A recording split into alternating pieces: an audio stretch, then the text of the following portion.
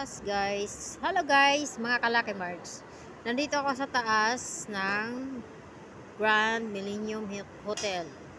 So ayan, napaka hangin sa taas at lamig. So makikita mo yung view dito. Actually, mga puno o ganyan, buildings. So bababa na tayo. Ayan. Naka-decoration pa rin sila dito.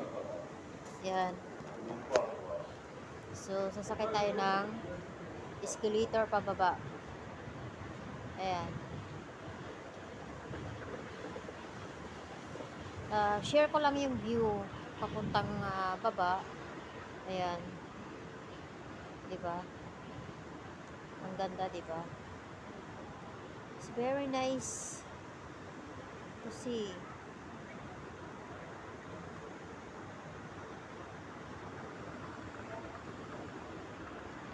Ayan.